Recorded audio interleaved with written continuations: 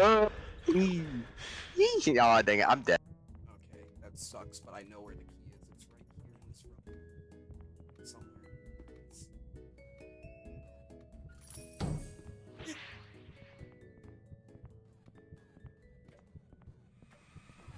Oh!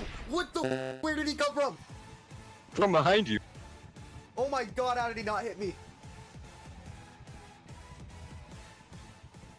Holy shit, that was terrifying.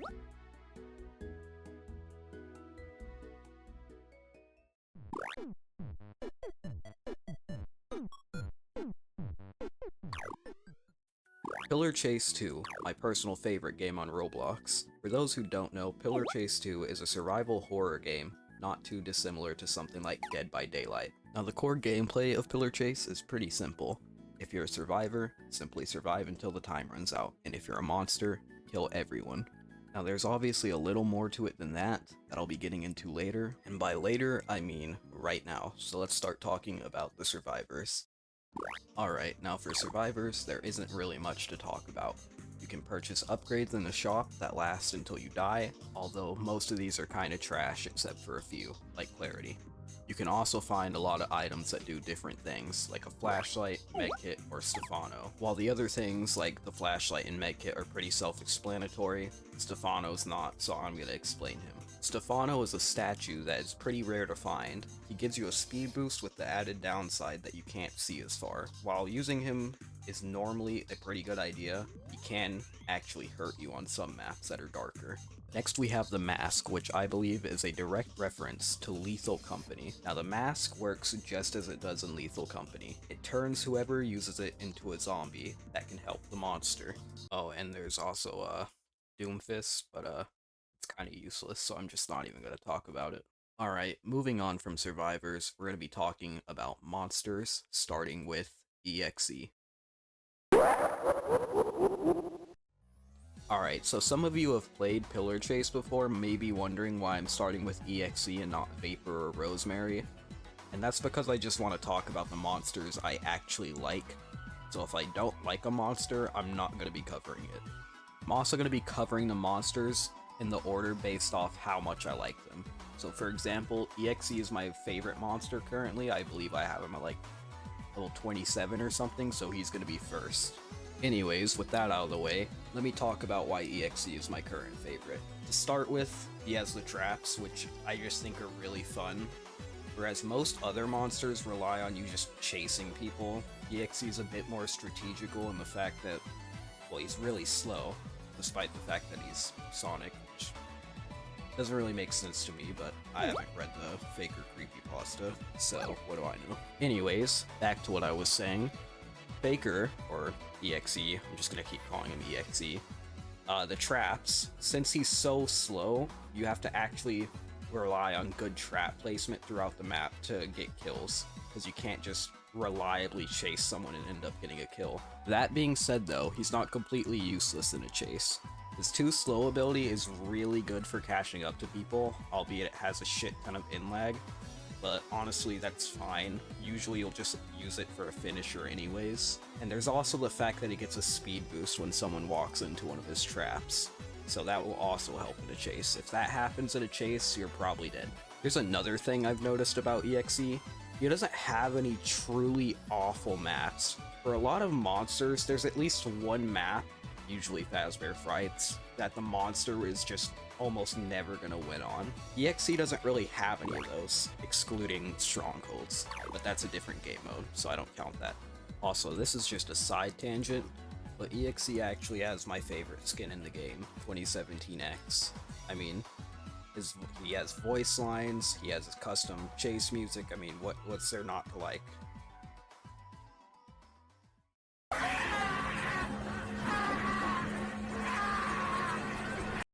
Alright, the Fogborn, or the Man from the Fog, whatever you want to call him, is my second favorite monster in Pillar Chase. I think I have him at like level 27 or something. Anyways, let's get into his abilities. Starting off, we have Thunder Warp, which makes the player go invisible until they hit the button again. while you're in this state, I think you have something crazy like a 10 times speed boost or something, and no one can see you at all, unless you open a door or something. In my personal opinion, the best use for this is to warp around a corner that someone's heading for, then walk out from the corner and just use Foggy Stare. And if you don't have that, you can just run at them and probably still get a few hits in. And if you've never played Fogborn before, you might be wondering why you don't just underwarp in front of them and then use Foggy Stare. And the reason for that is because I think underwarp has like a 2-second in lag, so you can't really do anything after you use it, so it's better to warp around a corner, wait for the in lag to end, and then do something. Now on to his next ability, Foggy Stare. It's very simple. If someone looks at you while you're using it, you gain a pretty big speed boost, and I think it used to give a damage boost, but I'm not sure if it still does that. Now this ability is very, very easy to counter by simply, well, not looking at it, but you can't always be safe even if you're not the one looking at it, because if you have a dumb teammate who looks at the Fogborn can just go after you because they know you're not gonna look at them, so they can just target you with their speed boost and kill you. It's pretty dumb. Now in my personal opinion, the best use case for this is to pair it with Thunder Warp, wait around the corner, then pop out and use it. Works almost every time if you use it fast enough. Now that being said, Fogborn still has a lot of problems that, in my opinion, keep him from being one of the best monsters in the game. He's pretty map dependent. If you get a smaller map like Fazbear Frights, it can be pretty hard to catch up to people because of how bad his stamina drain is. And he also struggles a lot to catch the last person, assuming they're not dumb. Because if someone knows how to counter Fogborn, your chances of catching up to them on certain maps are near zero. Now this could just be a skill issue on my part, but I don't know. I don't really see that many other Fogborn players, so I can't really compare. And here's just a little fun fact. Fogborn is actually from a Minecraft mod called The Man from the Fog. You've probably seen it on TikTok at least once.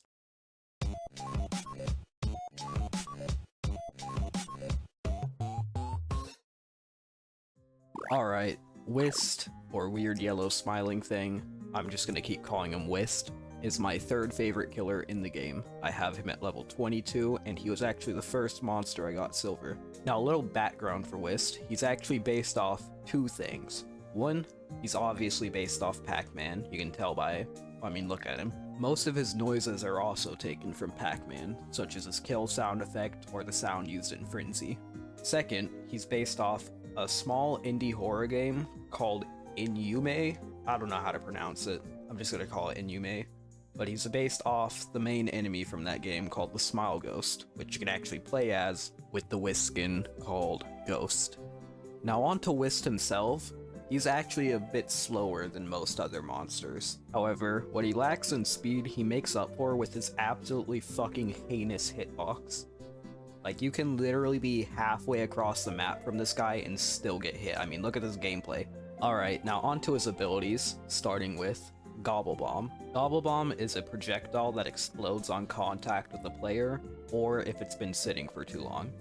You can also make it manually explode if you hit it, but that's almost never useful. While usually you can only shoot one at a time, if you're in Frenzy, you can shoot 3, which has the capability of one-shotting someone. The bombs themselves do about 50 damage, meaning you can actually only hit 2 of the bombs and still kill someone, but if you're hitting 2, you're most likely gonna hit all 3. Another thing that makes these bombs just a really strong ability is that the bombs can hit multiple people at once, meaning if you're in a room with a lot of people all bunched up, and you shoot some gobble bombs, you could kill everyone in the room all at once. Anyways, enough about gobble bombs, let's talk about Frenzy. Frenzy has the longest cooldown of any ability in the game, at least to my knowledge, but it's definitely worth it. When using Frenzy, you gain a massive speed boost, your attack cooldown is reduced massively, and you can shoot 3 gobble bombs instead of 1, as well as highlighting every player on the map for a short period. Now Frenzy does come with the very small downside of your stamina drain being increased greatly. As you can notice in the clips, my stamina drains much faster when I'm in Frenzy. But in my opinion, this honestly isn't really as much of a nerf as it should be for how overpowered Frenzy makes you. Sure, the stamina drain's annoying and all, but you can still run much faster than a player and catch up to them pretty easily. That being said though, even with Frenzy, Whisk can still be pretty easily looped if you're on a smaller map, like Fazbear Frights, the worst map in the game. Can we please remove Fazbear Frights? The map is really bad for like every monster except for EXE and like Uncle Samsonite, and I don't even think it's that good for Uncle Samsonite anymore since he got the rework. But anyways, enough of that. In my opinion, Whisk is honestly a top tier monster, only being beat out by things like MX. And yes, MX is still a top tier monster, don't let anybody tell you otherwise. Speaking of which, MX.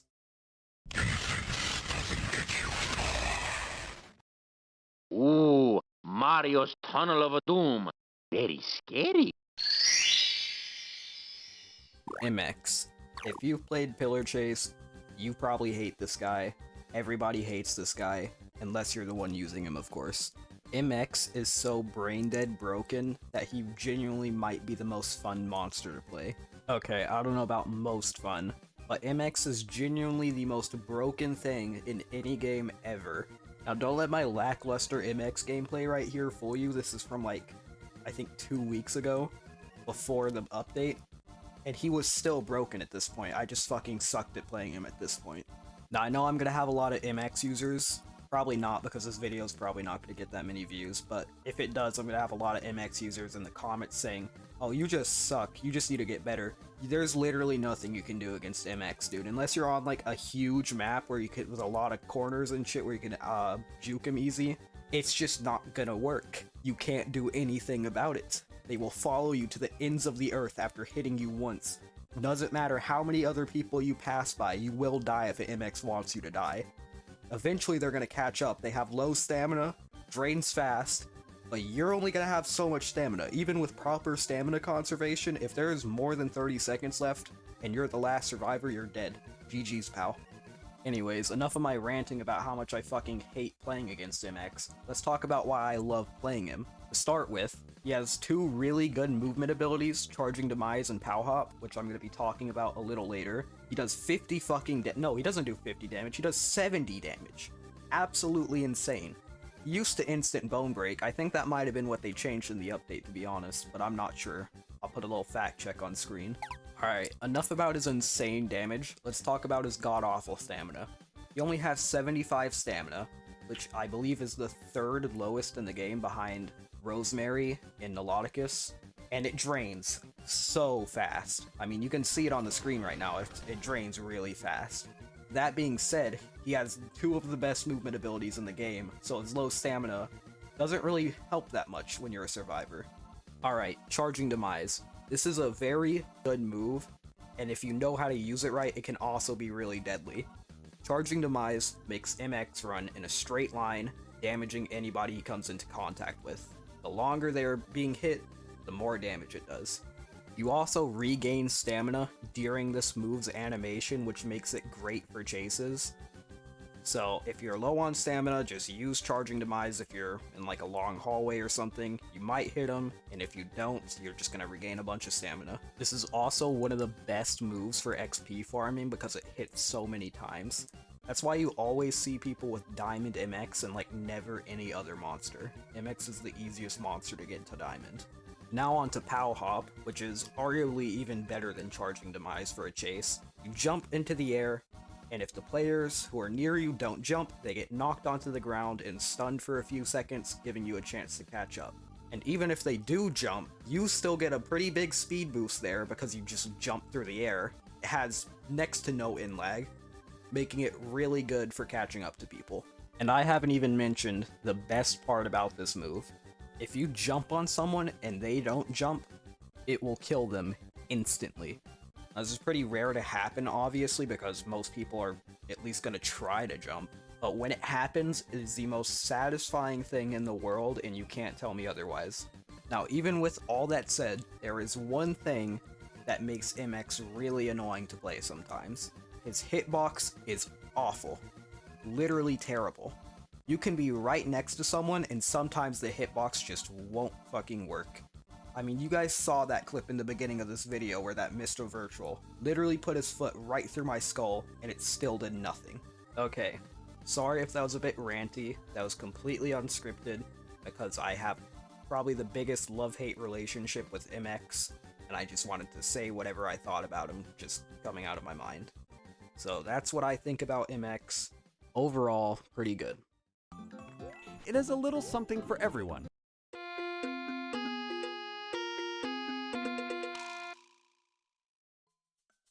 Okay, Baldi. I don't even know where to start with Baldi if I'm being completely honest. He has probably the worst early game out of any killer in the entire game. He starts out really slow, and his attack hitbox is incredibly small. So early game for Baldi is damn near impossible to get a kill with. Your whole strategy for early game should be getting good notebook placement, so when someone runs into it, even if you're not near them, you'll still get a speed boost whether they answer the question right or not. And if you are near them, it's basically a free kill, because for some reason, a lot of people just can't answer the question and move at the same time. Most of these are probably console players, which would explain it, because for those who don't know, console players would get locked in when they have to type, so they wouldn't be able to move. Alright, and another thing that makes his early game just really, really bad is the fact that he starts out really slow. I mean, you can see it on screen currently. This isn't the starting speed, it's slightly faster, but it's pretty close to this. Basically, the way Baldi works is that he gets faster as the match goes on. His late game is pretty insane, but the reason he's kind of a bad killer is because you don't have a lot of time to kill everyone when you finally get a good speed. By the time you've reached max speed, most of the survivors would have probably already completed all of their tasks, leaving you with probably less than 40 seconds to kill everyone, which, while it's not impossible, it would be near impossible to do that if you have a maxed out lobby. Alright, now let's talk about his stats. The neat thing about Baldi is that he actually has infinite stamina, and technically has the highest speed in the game. This combination is what makes Baldi's late game probably one of the most deadly things in this game. The unlimited stamina plus the incredibly high speed is an almost unbeatable combo, even with like Stefano or something.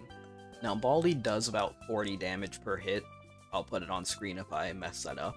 But he is a 3-shot, and his hitbox, as I mentioned before, is really small, making it pretty hard to hit players, especially with his janky movement.